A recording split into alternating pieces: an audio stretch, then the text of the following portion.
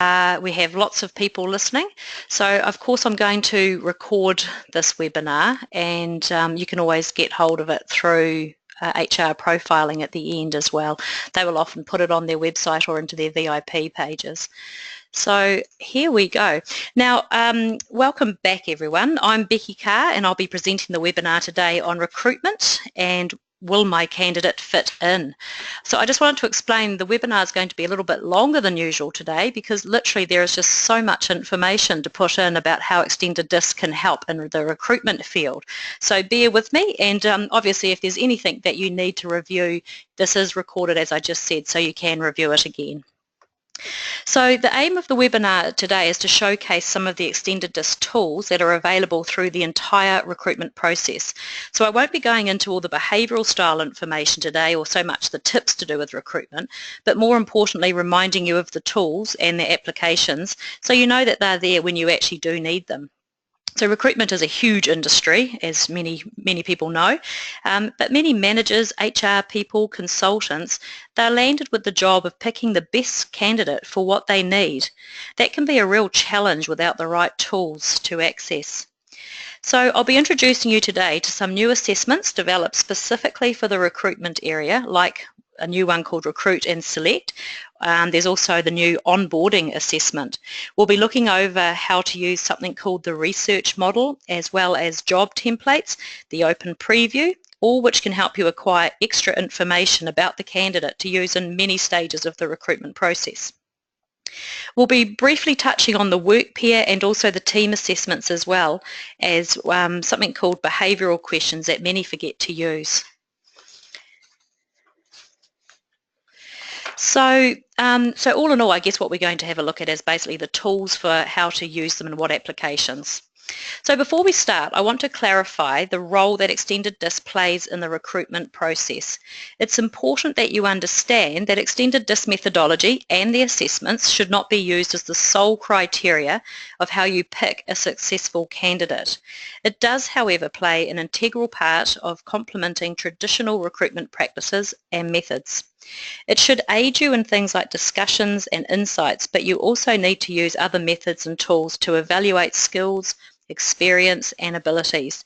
You should also have on hand their things like resumes, covering letters, applications, and of course contact their referees for supporting information.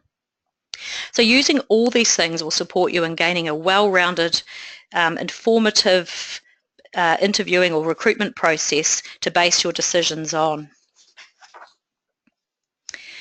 So how can extended DISC actually help? Well, there are so many areas. I've sort of cottoned it down to a few here, but it's been suggested that too much disparity between a person's natural versus their on-the-job behaviours, what we know as adapted behaviours, this can become stressful and become quite difficult over time for them. So a close orientation between the two is often desirable. This alignment can be better discussed during the recruitment process with the candidate and role in mind, and you need this extended DISC to bring this up to fruition for you to be able to discuss. Furthermore, information that comes to light around their strengths, their motivators, development areas, teamwork, preferred working styles, and also preferred environments can also be explored during the recruitment process, and that sort of information is all in the assessments. So used well, extended DISC can help to highlight behaviours that might not actually be evident until the candidate is already in the job. Therefore, extended DISC and all the different information it can highlight can be critical to the decision-making process that you will go through in selecting a potential new employee. Look, I mentioned the recruitment process, so let's just take a look at what that involves. The recruitment cycle can be a really long process, as we know, but armed with the right additional information to use in the different steps, the whole recruitment process can actually be a lot smoother and lead to a more effective outcome. In the recruitment cycle, there are definite stages. Extended DISC can help in practically all of them, and it can even help in establishing the very first one, needs criteria. As you can see here, this is a typical recruitment cycle that I've got on the slide. The first step is establishing the criteria, and I'll talk a little bit more about that on the next slide. And then obviously the next stage is searching, and that involves advertising as well. The next stage is screening and shortlisting, and we'll be talking a lot about this stage. From there, it's the interviewing process, and that's where the shortlisted candidates have opportunity to explore their journey. And of course, you have an opportunity to delve a bit deeper into various aspects through questioning as well. From there, it's the final selection stage where the right information is very critical. You'll be analysing and comparing to hopefully reveal the candidate that best fits the criteria and the needs that you put in the first stage. The next stage, of course, is making the offer, and that could involve negotiations. Once that's sorted, it's welcome aboard and the onboarding process begins. Now, there's so many different recruitment cycles. I've chosen this to look at this one. There's obviously a little bit of variation, but as a whole, you can see the whole process taking form. So because recruitment covers quite a few different stages, probably too many for today, I'm going to limit the stages down to 5 and discuss how extended DISC might be utilised in each of these areas. We'll be looking at criteria, the screening and shortlisting stage, interviewing, the final selection, and last one, which is onboarding. You may call them slightly different names, of course, like induction for onboarding, but you'll be able to see how extended DISC can help anyway. Okay, so I mentioned the stages that we'll be looking at. So let's start with the very first step, and that's establishing needs and criteria. So one of the most important areas is to establish the criteria or the needs of the client. So it's worth taking your time to really define the role before you advertise it. So when I say client, it might be that you are in recruitment, or it might be that you are the manager, so you know what the needs are of that actual role. You may already know most of it, as it may be an already established position, but it doesn't hurt to ask yourself some basic questions in relation to the expectations that you might have of the role. So what I mean is what the role is really going to entail. What outcomes do you expect of the person, especially if they want to be effective in this role? What do they need? What tasks and activities will the new employee be expected to perform? Even better is to assess those activities and think about what behaviours would be needed to be successful in them. Look at where those specific behaviours might need to come from in relation to the behavioural quadrant. So will some activities that they have to do involve being an extrovert or introvert? Will some of them be required to be really people-oriented or task-oriented? Do they need to be detailed and comfortable with large amounts of information? Or do they need to be a big picture thinker and networking and very social with people? Will it be feasible to find someone that can perform all of these things? Well, in my assessment of many advertisements out there, there are times that our criteria can be fairly unrealistic, to be honest. We advertise positions that have huge job scope, meaning the person we want would ideally come from around the entire quadrant of the behavioural map. We basically need to find Superman or Superwoman to perform everything to the degree of what is expected. So it's okay to have a big job scope, but you may need to consider what support or training you might need to implement once you find someone that can fit a majority of the criteria. So extended DISC can sort of help you do this, and I use this a lot myself. So we actually call it job fit. You can see on the slide here. So I guess job fit is where you can look at each of the expected tasks and place them around the extended DISC diamond to see what behaviours might be needed to perform them. The more you know about the styles, and I guess it's the easier it becomes, of course, but this has to be done manually. It's not in your reports. So team fit is not in the assessment itself, but there are actually new diamonds that can actually help fit this a lot more as well.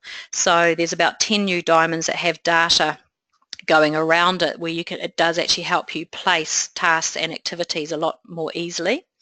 So again, so once you lay the tasks around the diamond, you can actually see how everything starts to link up. Of course, later, once the candidates are shortlisted, you can do things like match their flexibility map, or some know it as their comfort zone, to the criteria of what you've set. So if I push the button here, you can see how I've overlaid a particular person's report, their flexibility map or comfort zones over some of the assessed activities that I need them to do. So I've put certain expectations around the diamond. I've considered certain aspects of each task and linked it to the behaviour that might be needed. So for example, good with detail, analysing things, presentations, socialising, network, all sorts of aspects. This helps you to see what you're actually looking for. At this point, it's good to see if you might need to adapt the criteria or job description, maybe delegate parts of the job to others in the company that might have those strengths naturally, or of course keep it as it is, but be prepared to offer support or training in certain areas for whoever you bring on. So in this sample here, you can actually see that this was a real life scenario of a candidate who was considered for this particular position, and we overlaid their map, and you can pretty much see that I guess when it came to things like big picture thinking up the top there, and even lapping over to the other side, quality control and detail, analysing results of clients, etc. So some of the more analytical, the more detailed information or the bigger picture, I guess, activities they possibly would need some processes or some support in achieving those. They may have already set up their own processes. They may have already experienced doing this, so they know how to do it. But again, this is where discussion points come into play. If the material is in front of you, you can then bring it into the interview and ask further once they've been shortlisted as well. So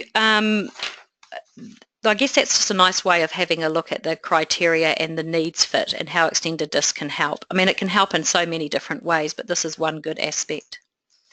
So the next stage is having a look at the screening and shortlisting stage. It is so easy to be swamped by CVs that arrive when you advertise for a position. How on earth do you pick the right ones to move forward with? Often we can assess and easily build a picture of the candidate's skills and abilities and experience from reading what they send us. We often can work out a shortlist of down to say 3 to 5 candidates by doing this. So it's at this point I can suggest that you put the shortlisted candidates through the extended DISC assessment, because what tends to be a bit more difficult to read from their CVs or resumes is forming an understanding of how they might go about their role or task, or why they might do things in a certain way, and if they might have a natural fit to some tasks and not to others. So basically where support or training areas might be. Doing an assessment at this point literally starts to provide key information about how that person behaves and what they might like in the workplace, if employed. So you may have more insight to what to expect from the candidate before you actually hire them. So ensuring that maybe their natural and their adapted behaviours not only fits the role itself, but also fits the company culture and complements the existing team members in some way.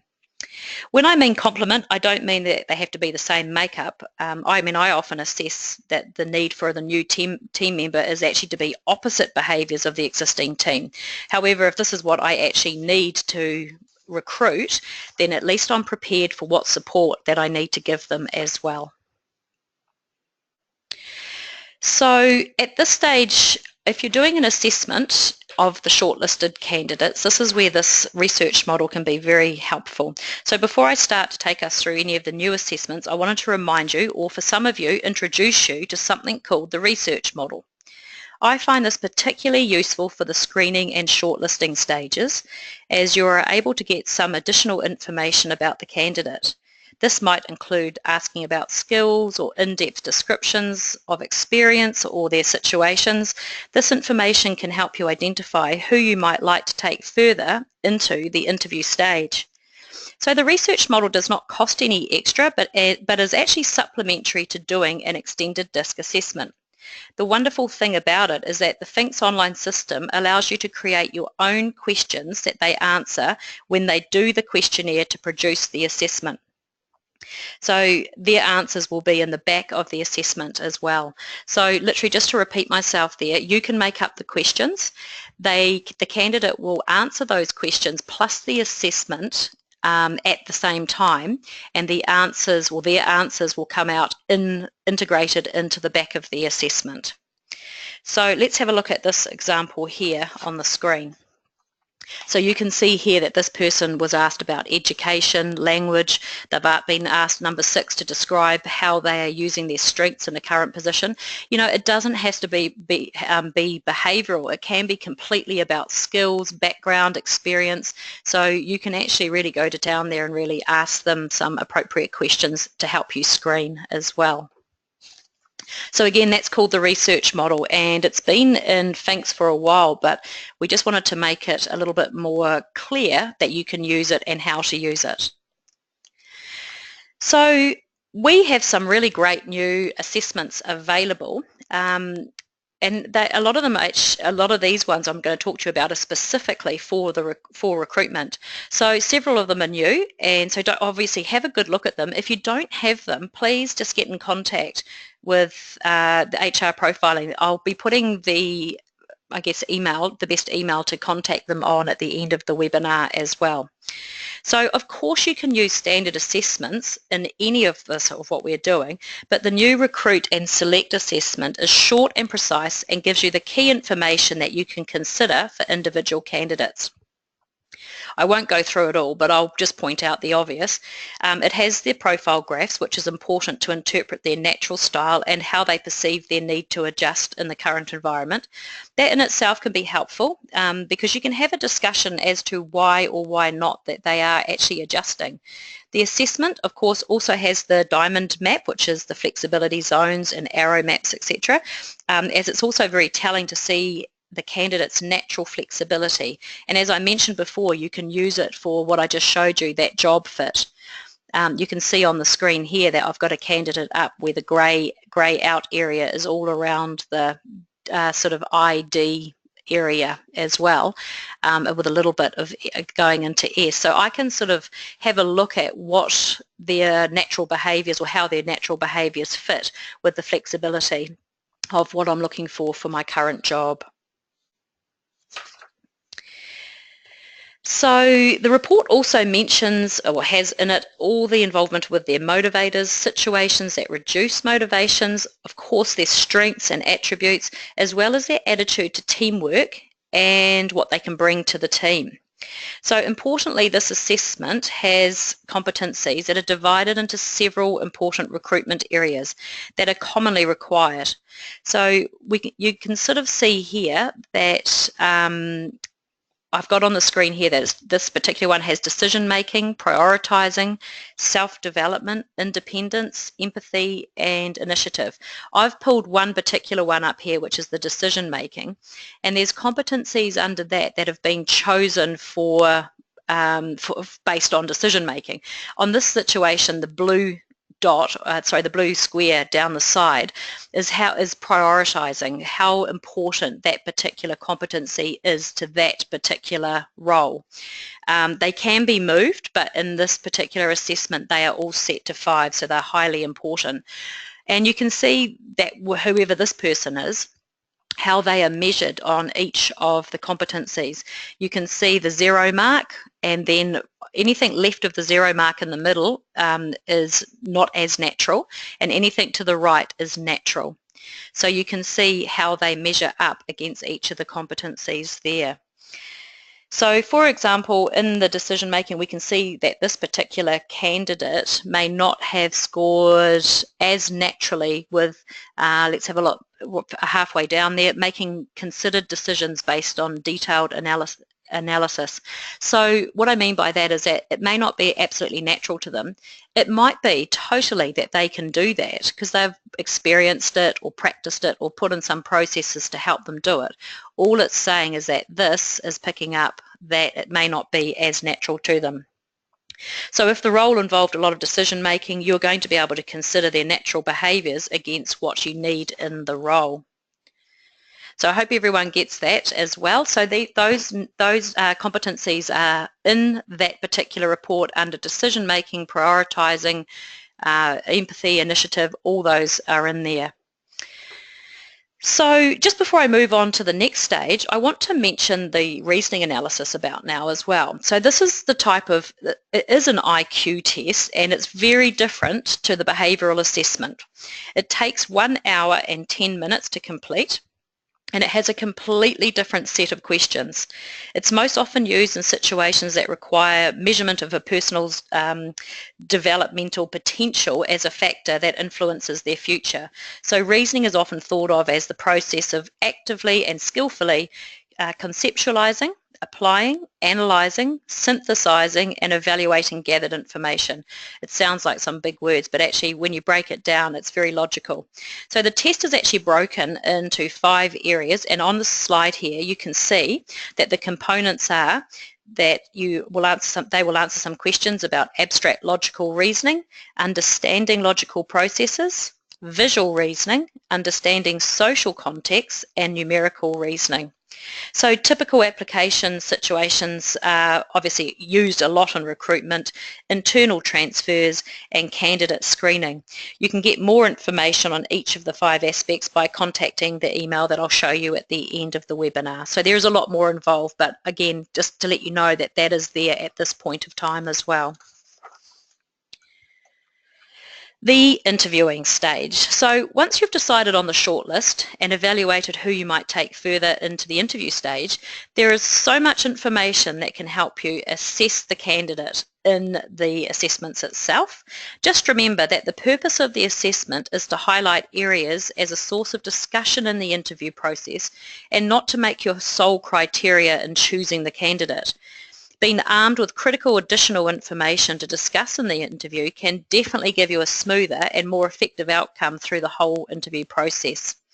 Obviously, any of the extended DISC assessments are full of great information to inform or help you discuss certain aspects as well. So for example, they're natural and adaptive. It also will bring up things like special cases for those of you who are trained that might be prevalent that you can talk to them about. So what motivates them, of course, how they use their strengths, ask them about stress and how they fit into team roles. The list goes on. I've got a few of them up on the board there, but there's just so many more that you can look at and utilise in the interview process. But what a lot of people don't realise is that at the back of most of your assessments, and certainly at the back of the Recruit and Select assessment, are sets of questions that you might like to use. Let's have a little look at them. So these are behavioural questions. So the first 4 behavioural questions that you can use in the interview process relate to the person's what we call expressed emotions. So for example, these mention how the person might feel and can bring up feelings related to any of the special cases that are in their profile, things like frustration or the feeling of insecurity. Just a note, I use them outside of recruitment as well, so they aren't necessarily for recruitment process, but they're certainly very relevant to use them in the recruitment cycle if you'd like to. So the 4 questions are actually in order of DISC. So you can see there that first question relates to their D style, whether they have it or not, so D, I, S and C. So sometimes taking a little bit of time, honestly have a look at them because you know, there's some really good questions to ask and there's some very good statements that the report picks up on that you can easily miss or not debrief or assess in the profiles and diamonds. So the next set of questions that are often found at the backs of the reports, and especially the new Recruit and Select report, is a second set of 5 questions, and it's about the person's role and it's implemented as statements and then questions relating to it. These are great behavioural questions to use in the interview if you want some guidance based on styles. They are not written according to DISC in order there at all. They are a group of questions that the assessment or is based on their profile too, and you can just sort of ask for further information about them. So don't forget those, they're very handy, and as I said, I use them outside of recruitment a lot too, just to make sure that I've picked up everything in the report. Okay, so one of the stages is the final selection stage, and understandably the process up to now can be very long and very complex, but by using extended DISC as a tool you get to this point, it can be certainly very helpful to eliminate some doubt around fit in the role. But I also understand when it comes to point of selection, it still can be very hard. This is where I can really go back and evaluate the information in front of me. It's at this point that I'd like to talk about, firstly, job templates, and then also have a look at work peer and team assessments. So just to reiterate where we are at this stage, obviously setting the criteria, you can use extended DISC information to help you by using team fit or the assessing tasks and activities. And most of the other stages you can also use it like screening, for example. There's all sorts of the research model, and then obviously getting them to do an assessment at that time as well for the shortlisted candidates. In the interview stage, you can use the assessments, you can use the research model, you can use all the information that you've put out to them to start collating and finding good discussion points to talk to them about. So that brings us then to the final selection stage.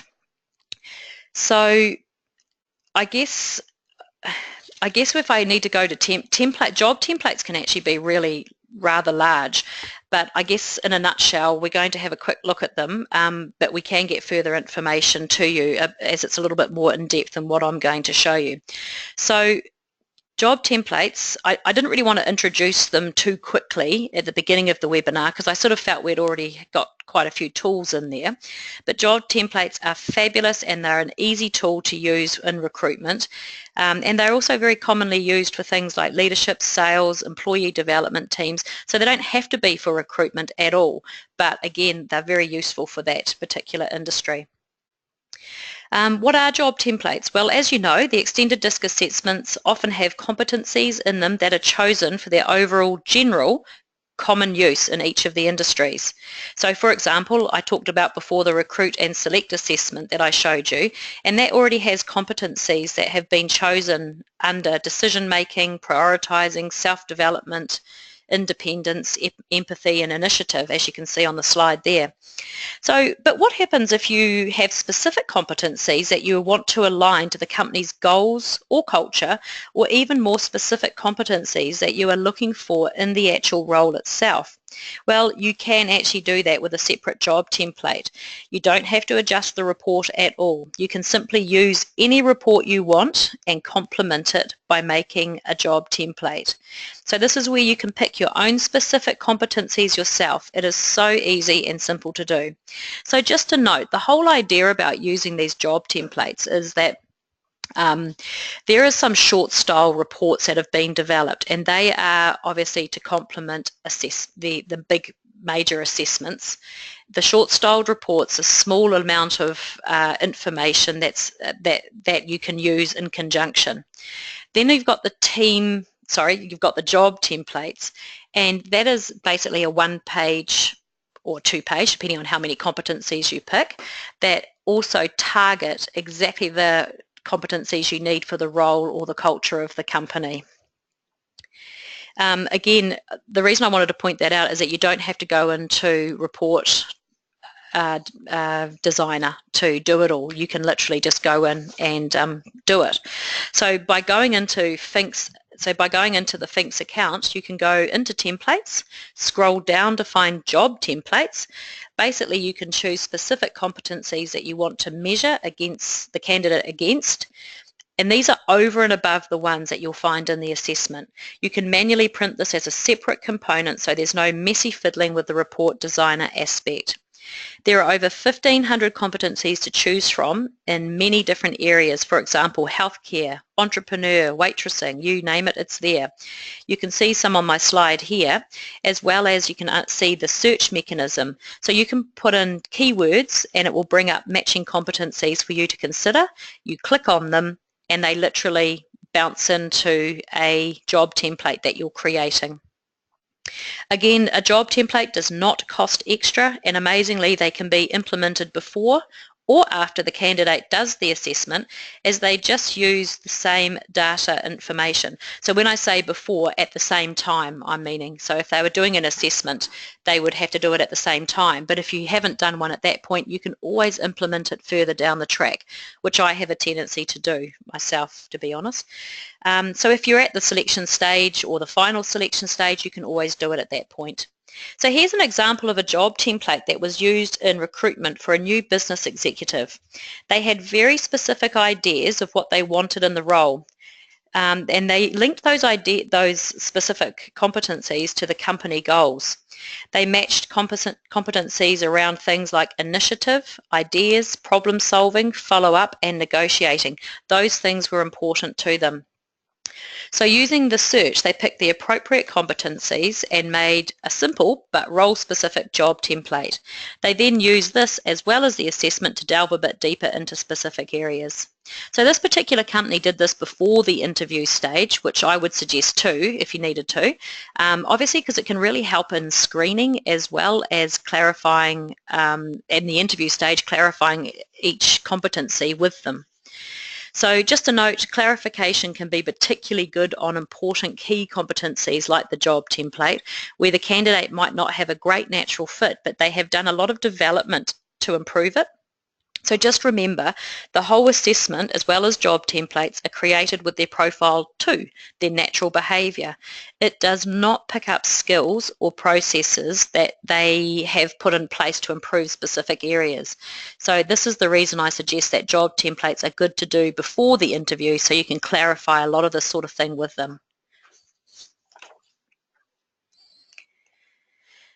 Okay, so final selection. I would probably say I use this a lot. Open Preview. It's another tool that is very applicable to use right throughout the whole stage, and Open Preview, we often refer to it as also Finxs Playground. You can literally play with the data. So I find myself using it, as I said, through the whole stage, but often in the final selection stage. Many clients forget that you don't have to necessarily create a new or even modify assessments to get what you want. You don't even have to actually do the job template if you don't want to create one. You can actually go into your Finxs account and simply view certain information live on your computer in front of you. So many people forget that you can actually do this. So the Finxs online system is a software system. You can literally get into your Finxs account, go to Open Preview, click a person's name and drop and drag different competencies or job templates or graphics in front of you. So when I'm wanting more information about a candidate's fit or I need to compare candidates in different key areas, this is where I go. Obviously it can be used for all areas outside of recruitment like leadership and sales and development, but it's certainly good to have in your knowledge bank. And you can see here, I mean, I've got a very simplified look on my screen, one, so I didn't want to part with anyone's private information, but it's as simple as going on and selecting who you want to see. Here I've got Betty Boo ticked, and I go over to the left hand side and I open up behavioural competencies, and I literally dropped and dragged that one on the screen, which has been a catalyst for thoughtful and appropriate change. So I can drag one at a time on to see how she might be measured against those particular competencies.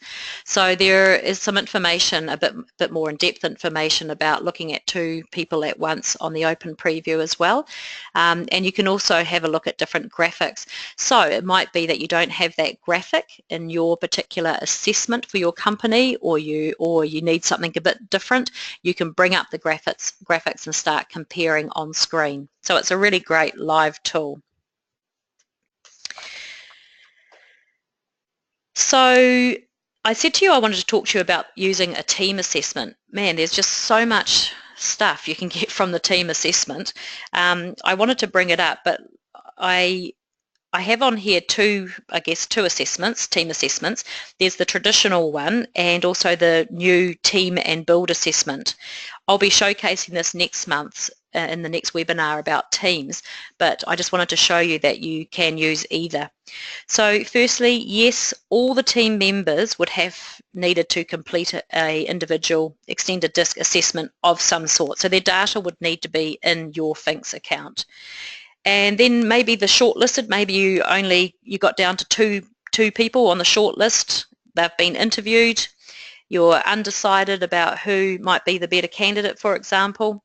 So you look at them in a team sort of situation here, and you can see on screen I've got all sorts of different information here. So even just using the shotgun or the name map, you can see where everyone sits relative to the potential candidate, or one candidate if you've narrowed it down. So you can see here on my screen I've circled candidate 1 and candidate 2 and the team leaders in the green down the bottom. Let's say there was a lot more people around, but that just gives you an idea of what you can do.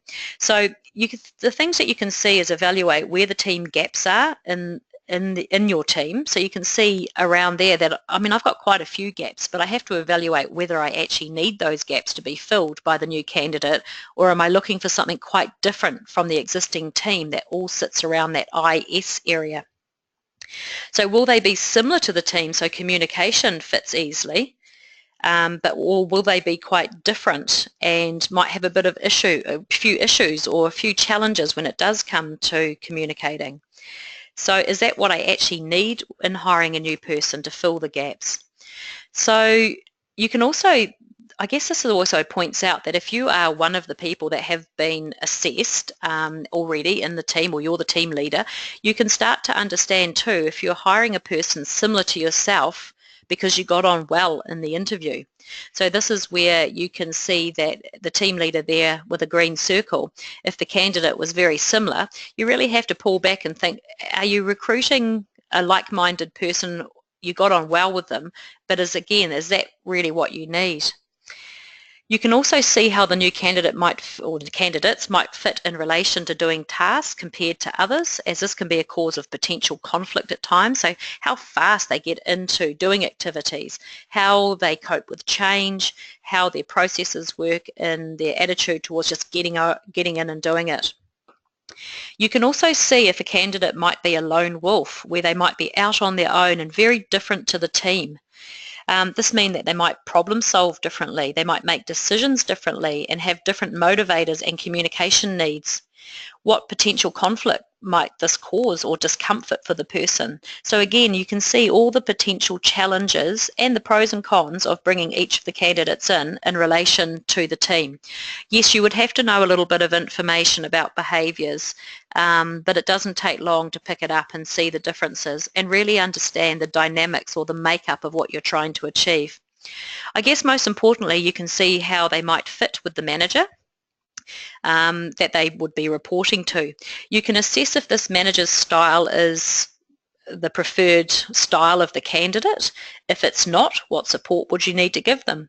So for example, the manager here, they might have a natural people leadership, very participative style, but the new recruit, however, might need to have a very structured, planned and formal management that they prefer.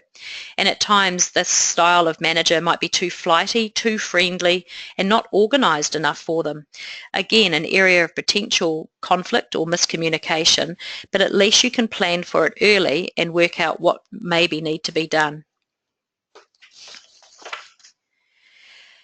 So the last one I wanted to talk to you about was the work pair analysis. These have been around for a long time, so they're not new, but sometimes we do forget to analyse it. And on the same note as what we've just been talking about, it's really great for leadership. So there's a lot to be gained from the team report, and obviously far too much, but when I just wanted to talk a little bit further about this work pair. It can be also very useful. It's a very similar style report to the team, but it's just really for two people. So it's great for gaining an overall picture of the similarities and differences between two people, gaining clarity in areas which the behavioural style of the pair will work effectively, gaining clarity in the areas which the behavioural style of the pair can lead to gaps in expected outcomes, functioning as a platform for which coaches, consultants or supervisors can facilitate discussion. So if you wanted a real I guess, one-on-one situation where you could profile the leader or the person that the new candidate's going to report to, or even succession planning where you're trying to achieve similar behaviours to a person who was very successful in the role. This is where the work pair analysis can be very good. So keep that in mind. There is some really good information in it, and it just takes out all the other stuff that's in the team report and just compares the two people. Okay, the onboarding recruitment assessment. This is new. So I mean, often we forget that extended DISC can be used through all of the recruitment process, including the onboarding process. The new assessment will give you information about the candidate's needs during this stage. I can't go through all of the information, but just to give you a preview in some of the areas, it talks about how the candidate prefers to be managed, like we just talked about, but this time it's actually in competency form. Their style of listening, their communication, their strengths. Also, there is the diamond overview of their natural role in a team, as well as things like their preferred job content and what might stress them, all of which helps to evaluate when inducting someone during the onboarding process. It is a shorter styled report that gives relevant and very much to the point information. So it can be in conjunction with your select and recruit report. You could also then produce with their data an onboarding recruitment assessment once you've chosen the particular candidate.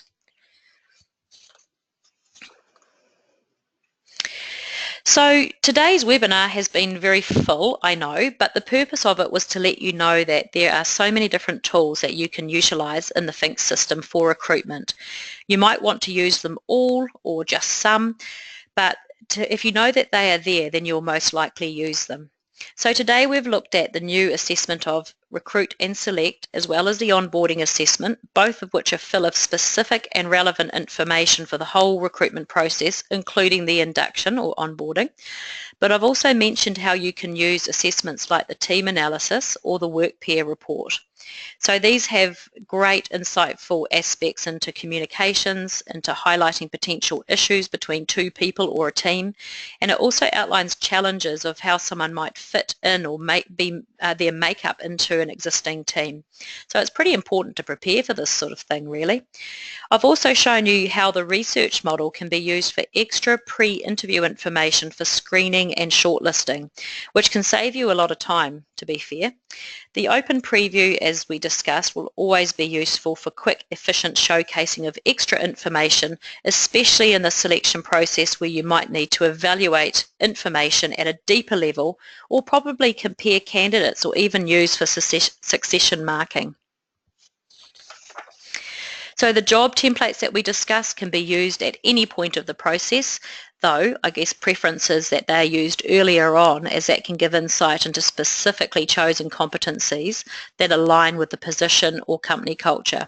That way you can actually use them for raising discussion points in the interview as well.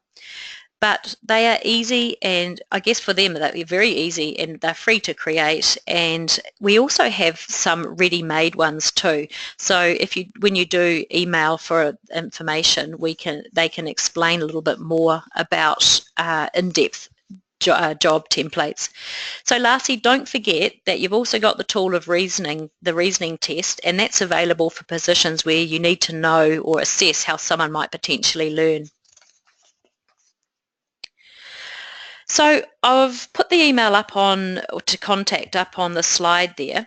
What's available now is what we call the new recruitment pack. It includes samples of the new assessment as well as the recruitment brochure, and that has all the information about the tools and the applications.